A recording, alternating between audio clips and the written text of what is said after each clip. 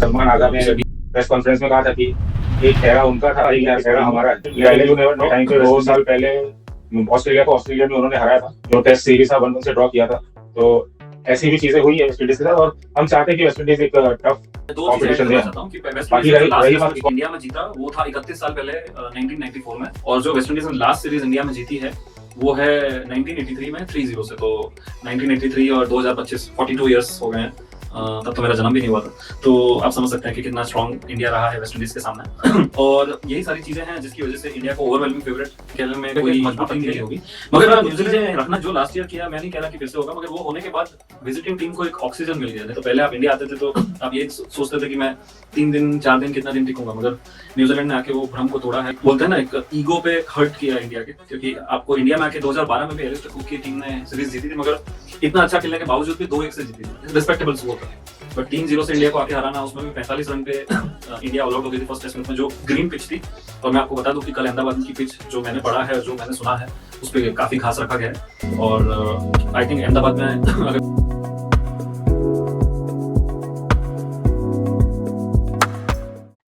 नमस्कार दोस्तों, कैसे हैं आप सभी लोग। और हम लोग अक्टूबर महीने में आ चुके हैं, और अक्टूबर का महीना आया मतलब दिवाली का त्यौहार आया, और बहुत सारे और भी फेस्टिवल्स आते हैं साथ ही साथ।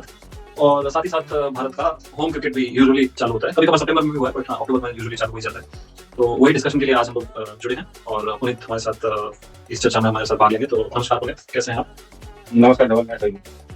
तो चलिए, हम लोग का आज का एजेंडा रहेगा भारत की होने वाली 3 सीरीज, जिसमें आई थिंक जो एक सीरीज कल स्टार्ट हो रही है उस पर फोकस करेंगे, और आने वाली 2 सीरीज पे खाली हम जस्ट एक प्रीव्यू देंगे क्या होगा और क्या नहीं। तो इंडिया वर्सेस वेस्ट इंडीज वो होम सीरीज हमारी होने वाली है, जिसमें हम लोग 2 टेस्ट मैच खेलेंगे, अहमदाबाद और दिल्ली में वो टेस्ट मैच खेले जाएंगे। और अहमदाबाद टेस्ट मैच के लिए तो शायद डे 1 पे मैं जाने वाला हूँ, ये कंफर्म है। तो मैं भी काफी एक्साइटेड हूँ, बहुत टाइम बाद एक टेस्ट मैच को लाइव देखने का मौका मिलेगा। और इसके बाद अफ्रीका आएगी ऑल फॉर्मेट टूर के लिए, और फिर न्यूजीलैंड आएगा व्हाइट बॉल फॉर्मेट टूर के लिए, जो हम बाद में बात करेंगे। तो इंडिया वेस्ट इंडीज की राइवलरी पे पुनीत तुम्हारा क्या कहना है, कैसी रही है राइवलरी? क्योंकि राइवलरी की अगर मैं बात करूं तो अभी भी वेस्ट इंडीज ने ज्यादा टेस्ट जीते हैं हमसे, भले ही पिछले 20 साल में वो शायद ज्यादा नहीं जीता है, पर फिर भी वेस्ट इंडीज का हेड टू हेड भी रिकॉर्ड स्ट्रॉन्ग। तो कैसे देखते हैं आप इस राइवलरी?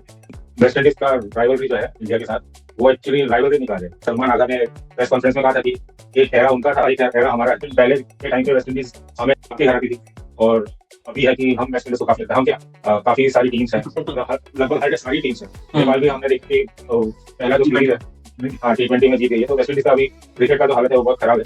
तो वेस्ट इंडीज की तो अभी देखा जाए तो अभी कोई तुलना नहीं है किसी टीम में, लेकिन यू नेवर नो, 2 साल पहले ऑस्ट्रेलिया को ऑस्ट्रेलिया में उन्होंने हराया था, जो टेस्ट सीरीज था 1-1 से ड्रॉ किया था।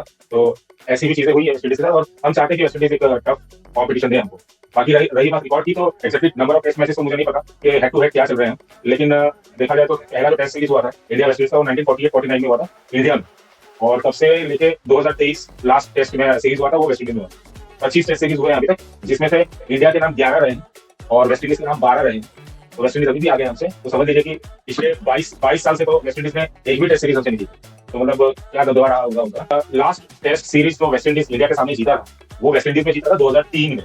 तो उसको अभी 22 साल हो गए हैं इंडिया से एक मतलब आई डोंट नो मैच जीता था कि नहीं जीता था बीच में, वो पता नहीं, बट सीरीज जीतने के लिए उनको 22 साल हो गए हैं।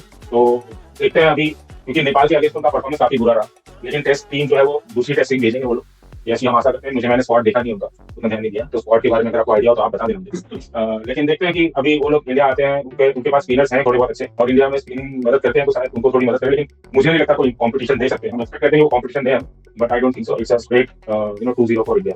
काफी इंटरेस्टिंग बातें आपने कही पुनीत। मैं 2 चीजें ऐड करना चाहता हूँ कि वेस्ट इंडीज ने जो लास्ट टेस्ट मैच इंडिया में जीता वो था 31 साल पहले 1994 में, और जो वेस्ट इंडीज ने लास्ट सीरीज इंडिया में जीती है वो है 1983 में 3-0 से। तो 1983 और 2025 42 इयर्स हो गए हैं, तब तो मेरा जन्म भी नहीं हुआ था। तो आप समझ सकते हैं कि कितना स्ट्रॉन्ग इंडिया रहा है वेस्ट इंडीज के सामने। और यही सारी चीजें हैं जिसकी वजह से इंडिया को ओवरवेलमिंग फेवरेट खेलने में कोई आपत्ति नहीं होगी। मगर मैं कुछ चीजें रखना चाहूंगा जिसकी वजह से ये 2 मैच की सीरीज इंपॉर्टेंट है। जैसा आपने कहा कि वेस्ट इंडीज ने ऑस्ट्रेलिया को ऑस्ट्रेलिया में अपसेट किया, हालांकि वो जादुई बॉलर समर जोसेफ इंजरी की वजह से नहीं दिखेंगे, मगर 2 मैच की सीरीज में क्या होता है कि आपके पास कोई भी गैप नहीं है, और WTC आने के बाद तो वैसे भी गैप नहीं है। तो अगर आपने थोड़ा भी लूज लिया मैच तो आप वो फिर सीरीज जीत नहीं पाते। तो एक तो वो ड्रॉबैक है मजबूत टीम के लिए। दूसरा, न्यूजीलैंड ने जो लास्ट ईयर किया, मैं नहीं कह रहा कि फिर से होगा, मगर वो होने के बाद विजिटिंग टीम को एक ऑक्सीजन मिल गया। तो पहले आप इंडिया आते थे तो आप ये सोचते थे कि मैं 3 दिन 4 दिन कितना दिन टिकूंगा, मगर न्यूजीलैंड ने आके वो भ्रम को तोड़ा है। बोलते हैं ना, एक ईगो पे हर्ट किया इंडिया के, क्योंकि आपको इंडिया में आके 2012 में भी एलिस्टर कुक की टीम ने सीरीज जीती थी, मगर इतना अच्छा खेलने के बावजूद भी 2-1 से जीती थी, रिस्पेक्टेबल स्कोर। बट 3-0 से इंडिया को आके हराना, उसमें भी 45 रन पे इंडिया ऑल आउट हो गई थी फर्स्ट टेस्ट में, जो ग्रीन पिच थी। और मैं आपको बता दूं कि कल अहमदाबाद की पिच जो मैंने पढ़ा है, जो मैंने सुना है, उस पर काफी घास रखा गया है। और आई थिंक अहमदाबाद में अगर लोगों को याद हो तो 2.5 साल पहले एक बहुत ही हाई स्कोरिंग बोरिंग ड्रॉ हुआ था इंडिया ऑस्ट्रेलिया के बीच वाटर गावस्कर ट्रॉफी में। तो वो ड्रॉ के बाद आई थिंक आईसीसी से हमको एवरेज रेटिंग मिला था। तो वेन्यूज हमेशा ट्राई करते हैं कि आप वो रेटिंग्स में ना आए, उसकी वजह से। या अभी अहमदाबाद में काफी बारिश भी चल रही है, मैं यहीं पे रहता हूँ, तो घर पे में भी काफी दिक्कतें हो रही हैं, तो उसकी वजह से क्यूरेटर्स को वो रैंक टर्नर बनाने का मौका नहीं मिला है। तो आप कह सकते हैं कि कहीं ना कहीं ग्रीन पिच पे अगर डे 1 पे आपकी पहले बल्लेबाजी आ जाती है, तो वेस्ट इंडीज के पास जेडन सील्स है, वेस्ट इंडीज के पास एंडरसन फिलिप है, तो मतलब ठीक ठाक फास्ट बॉलर है वेस्ट इंडीज के पास। समार जोसेफ और अल्जारी जोसेफ इंजरी की वजह से नहीं, अगर वो दोनों होते तो मैं बोलता कि काफी ठीक ठाक पेस अटैक के साथ वेस्ट इंडीज आया, बट वो दोनों के ना की वजह से काफी थिन हो गया। बट स्टिल मैं बोलूंगा कि एक स्ट्रेट फॉरवर्ड तो मुझे नहीं दिख रहा है, स्पेशली वेदर और वो देखते हुए, क्योंकि अगर वेदर का कलर आएगा तो आप चाहेंगे कि आप जल्दी से जल्दी रन बनाए, 20 विकेट लें, तो उसके हिसाब से काफी इंटरेस्टिंग रहेगा मेरे लिए ये देखना। प्लस सुमन गिल के लिए फर्स्ट सीरीज रहेगी एज अ होम कैप्टन, तो वो भी काफी इंटरेस्टिंग है। और रोको और अश्विन के बिना आई थिंक हम लोग बहुत सालों बाद कोई होम टेस्ट मैच भी खेलने जा रहे हैं, तो काफी सारे इंटरेस्टिंग एलिमेंट्स जुड़े हुए हैं, तो वो देखना काफी दिलचस्प होगा। तो मेरी और हम सबकी निगाहें वुमेन्स वर्ल्ड कप के साथ साथ ये वेस्ट इंडीज सीरीज में भी रहेंगी। तो वेस्ट इंडीज के स्क्वाड के बारे में तो मैं बात करूंगा। इंडिया के टेस्ट टीम में आप क्या चेंजेस देख रहे हैं? ऋषभ पंत तो फॉर श्योर नहीं खेल रहे, तो आई थिंक उनका रिप्लेसमेंट ध्रुव जुरैल मैं मान के चल रहा हूं कि खेलेंगे। उसके अलावा आप 3 स्पिनर के साथ उतरोगे, 3 पेसर के साथ, नीतीश कुमार आपकी टीम में होंगे नहीं होंगे, तो उसके बारे में आपका क्या कहना है? जैसे आपने बताया कि ग्रीन पिच है, तो पेसर्स तो हमें चाहिए होंगे, और बुमराह सिराज तो आप मान के चल रहे कि खेलेंगे? बुमराह सिराज खेलेंगे ही खेलेंगे, और तीसरे नीतीश कुमार रेड्डी ऑप्शन हो सकते हैं कि बैटिंग में भी आपको कुशन देते हैं, तो तीसरे वो रहेंगे। और 2 स्पिनर्स आपके साथ रहेंगे, एक जडेजा और एक वॉशिंगटन सुंदर। और आई थिंक अक्षर पटेल को भी ये लोग एकोमोडेट करेंगे, नहीं रहेंगे मेरा। आप कुलदीप कोई जगह नहीं दिख रहा है? कुलदीप एक्चुअली क्या है कि टेस्ट मैच जब आता है तब कुलदीप कहीं ना कहीं मिस हो जाते हैं, तो अगर रैंक टर्नर होती, अगर स्पिनर्स की पिच होती तो कुलदीप जरूर इस प्लेइंग इलेवन में होते। लेकिन जैसे हमने पढ़ा है कि ग्रीन पिचेस बनाई है क्यूरेटर्स ने, तो उसको देखते हुए मुझे सीमर्स होंगे दोनों, जैसे बुमराह और मोहम्मद सिराज, और आई थिंक नीतीश कुमार रेड्डी होंगे तीसरे। तो उसको देखते हुए मुझे लगता है कि एक स्पिनर हम कम खिलाएंगे, और अक्षर पटेल, वॉशिंगटन सुंदर और रविंद्र जडेजा तीनों की बैटिंग कैपेबिलिटीज जो है वो कुलदीप से काफी बेटर है।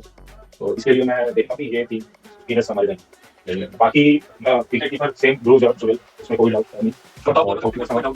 3 नंबर पे साई सुदर्शन। मैं आई थिंक साई का आई थिंक अजय नगरकर ने कहा भी था कि उनको काफी मैचेस देंगे, तो मैं ज़ूम करके चल रहा हूं कि चारों टेस्ट में तो साई को मिलने चाहिए। I think top 4 KL, Jaiswal, Sai, Gill, Jurel, ये 5, और नीचे के 4 आई थिंक जडेजा, सुंदर, बुमराह और सिराज। आई थिंक इन 9 में तो किसी को डाउट नहीं है। मेरा भी आपकी तरफ झुकाव है कि नीतीश को आई थिंक 6 नंबर पे बल्लेबाजी, 6 या 7 पे बल्लेबाजी देखकर आपको थर्ड पेसर मिल जाएगा, और अक्सर आपको 8 पे बैटिंग देंगे with another left arm bowling. तो आई थिंक आपके पास इफेक्टिवली 6 बॉलर हो जाएंगे, तो मुझे भी यही कॉम्बिनेशन दिख रहा है।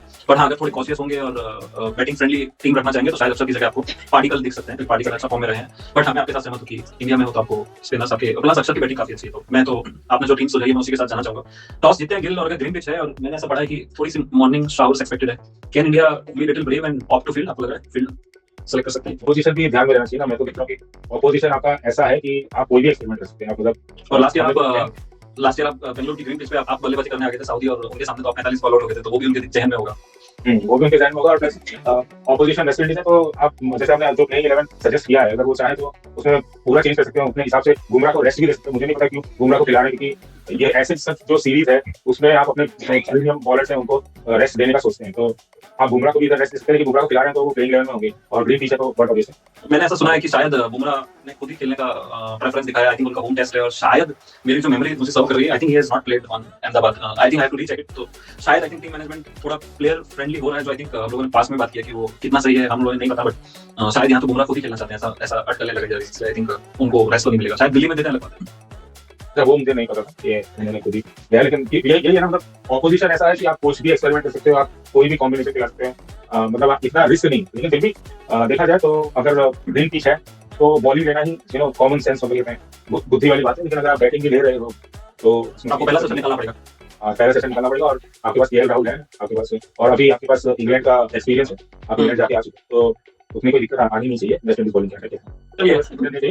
It's okay for India. I think ये बात तो हमने इंडिया की कर ली। वेस्ट इंडीज की मैं थोड़ी बात कर लेता हूँ। आई थिंक क्रेग ब्रेथवेट जो उनके वेटरन थे उनको तो ड्रॉप किया गया, तो उन्हीं आए इस ग्रुप में। तो आई थिंक चंद्रपॉल के जो लड़के हैं, टेकनर चंद्रपॉल और केवलॉन एंडरसन, आई थिंक ये पेयर बैटिंग करेगा, ये कंफर्म है। उसके अलावा मिडिल ऑर्डर में उनके पास ब्रेंडन किंग, शाई होगा, जिसको आई थिंक लिमिटेड ओवर्स की वजह से जानते हैं। और 6 नंबर पे आई थिंक उनके कप्तान रोस्टन चेस आएंगे, जो थोड़ी बहुत ऑफ स्पिनिंग भी डाल देते हैं। 3 नंबर पे मेरे हिसाब से अली कथनजर आने चाहिए, जो ठीक ठाक फॉर्म में लगे थे ऑस्ट्रेलिया सीरीज में, तो I think he should continue.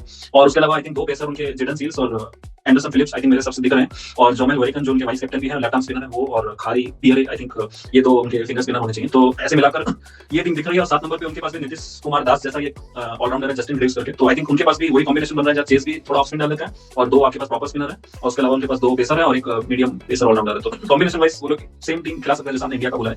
But I think फर्क वही है कि how much they can put up, और स्पेशली इंडिया का टूर उनका 7 साल बाद हो रहा है। तो आई थिंक 2 या 3 खिलाड़ी के अलावा not many players are returning back, so it's going to be humongous challenge for West Indies. But let's see how they turn up. I think 2 match की सीरीज WTC इंपॉर्टेंस की वजह से Indian team shouldn't take them lightly, but हां बहुत short turn around रहा है from Asia cup to West Indies series.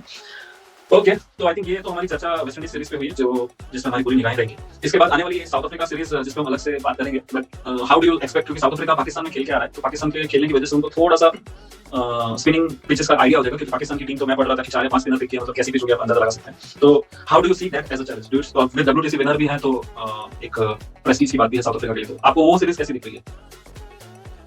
India South Africa, yes, India South Africa की series सही है क्योंकि WTC चैंपियंस रहे हैं और साउथ अफ्रीका और इंडिया का जब भी मुकाबला हुआ है, एक भले मतलब होम सीरीज तो पिछले कुछ होम सीरीज तो इंडिया ने डोमिनेट किया है, लेकिन अभी जैसे वो WTC चैंपियंस वो जीते हैं और हमेशा एक कंपटीशन देते हैं हमें, और हमेशा इंडिया और साउथ अफ्रीका जो मैच है वो देखने लायक होता है। जैसे आपको अगर याद हो एबी डिविलियर्स के टाइम जो उन्होंने 33 रन की जो इनिंग्स खेली थी 240 या समथिंग बॉल पे, तो वो वाली जो सीरीज है वो मुझे याद आती है कि साउथ अफ्रीका मतलब वो शायद वो सीरीज जीते नहीं थे साउथ अफ्रीका, काफी टफ फाइट दिया था। तो हमें एक कंपटीशन, एक फाइट देखने को मिलेगा साउथ अफ्रीका की सीरीज में। ये इसमें तो कोई दो राय नहीं कि वो आपको ज्यादा फाइट देंगे वेस्ट इंडीज के comparison, with no disrespect. South Africa 1 महीना सबकॉन्टिनेंटल टीम के साथ खेल के आने वाला है, तो उनके पास वो थोड़ा एक्सपीरियंस भी होगा जहां पे उन्होंने स्पिन पिचेस पे मैचेस खेले होंगे। सीरियसली बोलूं तो मैं इंडिया वेस्ट इंडीज में कोई एक्साइटमेंट नहीं मुझे पता है 2-0 इंडिया के साइड होने वाला है, और इसके लिए शायद मैं थोड़ा बहुत स्कोर बोर्ड देख लूं, अगर कुछ इसमें इंटरेस्टिंग लगे तो फिर देखने का मन है। बाकी मेरा पूरा फोकस जो है वो वुमेन्स वर्ल्ड कप है।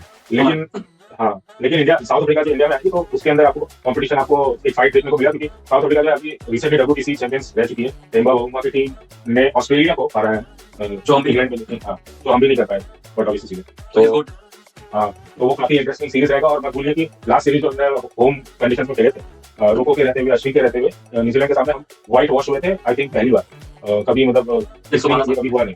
हाँ, इस बार। लेकिन आपको ये भी याद रखना चाहिए कि उन्होंने हमें 3-0 का व्हाइट वॉश किया था और साउथ अफ्रीका ने आपको 98 में 2-0 का व्हाइट वॉश किया। तो क्या है कि हाँ, व्हाइट वॉश हम हो चुके हैं, 3 टेस्ट मैच की सीरीज में पहली बार हुई, और इसके पहले जो व्हाइट वॉश किया था वो साउथ अफ्रीका ने किया था। व्हाइट वॉश की वजह से आपकी बात बिल्कुल सही है, इनविंसिबिलिटी हट चुकी है। हाँ, इनविंसिबिलिटी हट चुकी है, और प्लस जो है कि आपकी नई टीम है। पहले तो क्या था कि भाई अश्विन, जडेजा आपके मतलब most of the 80% of wickets, 80 to 90% of wickets ले जाते थे और उनके सामने कोई टिक नहीं हो रहा था। तो अभी क्या टीम भी पूरी ट्रांजिशन हो गई है। बट ऑब्वियसली कि हम इंग्लैंड में अच्छा खेल के आए हैं, 2-2 की बराबरी करके आए हैं, लेकिन वो कंडीशंस अलग थे, वो फॉरेन कंडीशन थे, वो इंग्लैंड के कंडीशन थे। वहाँ पे हमने हमारी मतलब जो भी हमने फाइट किया और हमारे फास्ट बॉलर्स ने अच्छी बॉलिंग करी और जो भी है। लेकिन इंडिया कंडीशन में अगर हम फास्ट सीरीज देखें तो हमने स्पिन के सामने हमने अच्छा किया नहीं। तो वेस्ट इंडीज के साथ जो सीरीज हो रही है वो अच्छी बात है कि हमको एक अच्छी प्रैक्टिस मिल जाएगी before the South Africa tough test series. मैं ऑब्वियसली कहूंगा कि वो टफ रहेगा कंपेयर टू वेस्ट इंडीज। और मैं एक और चीज ऐड करना चाहूंगा कि अगले साल हमको एक अवे टूर करना है न्यूजीलैंड का, जो हमारे लिए हिस्टोरिकली बहुत टफ है। जिस साल हम लोग WTC में फाइनल में गए तो वहां भी हम लोग 2-0 से आ रहे थे, और उसके अगले साल फरवरी में ऑस्ट्रेलिया आएगा 5 टेस्ट मैच खेलने।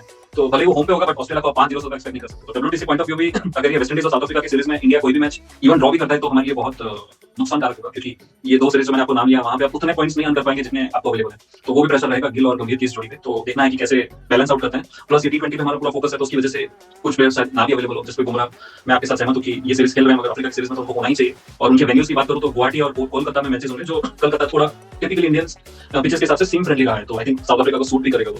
तो I am also very excited, और वो सीरीज एसएस के साथ आएगी। तो आई थिंक हम लोगों के लिए, हम टेस्ट क्रिकेट लवर्स के लिए तो होता है ना सोने पे सुहागा जैसा महीना होगा, जहां एक तरफ हम सुबह उठ के एसएस देखेंगे और दूसरी तरफ इंडिया साउथ अफ्रीका। तो we are very excited for that. But I think हमारी अभी की सारी निगाहें वुमेन्स वर्ल्ड कप और वेस्ट इंडीज टूर पे। तो इंडिया वेस्ट इंडीज का एक होम पे टाइट टेस्ट मैच हुआ था। मैं ड्रॉ की बात नहीं कर रहा, टाइट टेस्ट मैच। तो कौन सा टेस्ट मैच था आप हमको बता सकते हैं? कौन सी सीरीज में या कौन से साल में था वो आप बता दीजिए, और वेन्यू बता दीजिए। तो आई थिंक वो काफी अच्छा टेस्ट मैच था। तो डेफिनेटली हम आपको इसका उत्तर हमारे अगले वीकली चर्चा पे हम लोग जब मिलेंगे तो वो देंगे। आपको याद है कुछ, आप हिंट देना चाहोगे या आपको नहीं? चलिए बढ़िया। तो चलिए मैं आपको कल ग्राउंड की अपडेट्स भी दूंगा। मैं ज्यादा क्राउड तो नहीं एक्सपेक्ट कर रहा, बट लेट्स सी कैसा रहता है एक्सपीरियंस। और इसी के साथ हम आज की ये चर्चा यहीं समाप्त करते हैं। शुक्रिया, धन्यवाद, नमस्कार, थैंक यू।